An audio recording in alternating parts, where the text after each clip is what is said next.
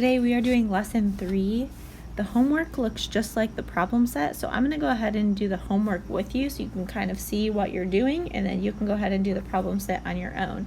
So it gives us a coordinate grid here, but as you can see there's no x-axis and no y-axis, so we're going to go ahead and read the directions and figure out how to construct this grid. It says, letter A, construct a y-axis that passes through points y and z. So here I see point y and point z. So I'm going to go ahead and draw my y-axis along those 2 points. So I've done letter A. Letter B says, construct a perpendicular x-axis that passes through points z and x. So here's z and here's x. And I want it to be perpendicular, meaning that it makes a right angle. So I'm going to go ahead and draw that. Now I've done letter B. Letter C says, label the origin as 0. We talked about the origin being the point where it is 0 and where our 2 number lines start. So if this axis is a number line and this axis is a number line, they both start here at 0. So that would be the origin, and I need to label it as 0. So I'm going to put a 0 here. Letter D says the y-coordinate of W is 2 3/5. So right here, I know this is 2 3/5.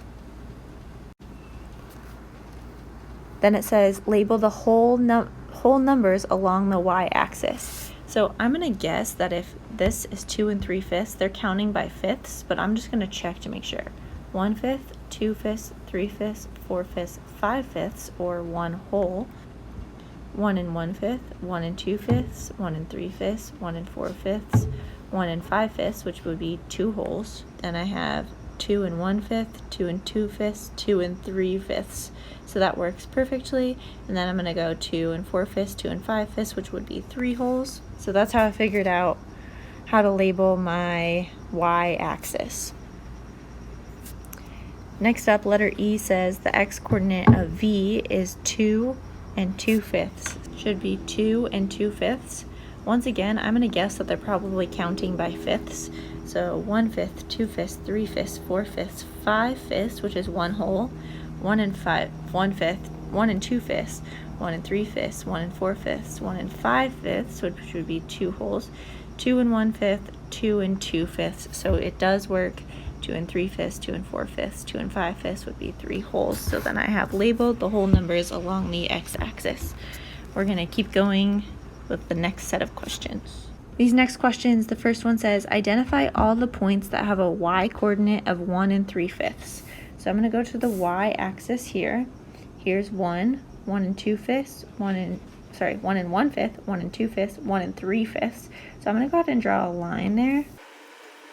That means all of these points, their y-coordinate is 1 3/5, so it'd be R, M, and Q.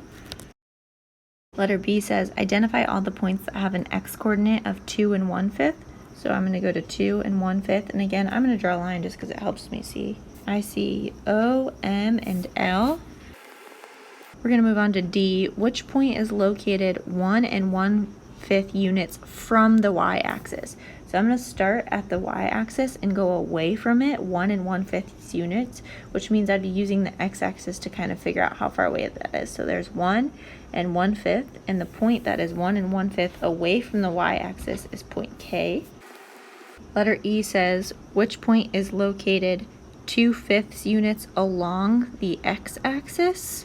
So I'm going to go to 2/5 along the x-axis and go up, and I see letter R. And then I'm just going to go ahead and find a few of these points for you. Letter F says give the coordinate pair for each of the following points. The coordinate pair, this word right here, means that you put in parentheses the x-coordinate followed by the y-coordinate with a comma in between. So for example, if I find letter T right here, I see that's 2 3/5 on the x-coordinate. So first I would write 2 3/5, comma, and then I would find its y-coordinate. So if I go to the T and I go over to the y-coordinate, I see that's 2 4/5. So it'd become 2 4/5. So that's for letter T. And then maybe we'll just do one more. I'll go ahead and do letter S. The x coordinate comes first, so here's letter S. I'm going to look down at the x-axis and I see it's at 1 exactly. So the x coordinate is 1, comma, and then I'm going to find the y coordinate. So I'm going to go over to the y-axis and I see that's 1/5, 2/5. So 2/5 would be its y coordinate. So it's 1, comma, 2/5. This is how coordinate pairs work. This will help you when we figure out how to play the game of Battleship together. So if you have any questions, make sure you ask me now, so when we get into game mode, you're ready to go. Have a great day, everyone.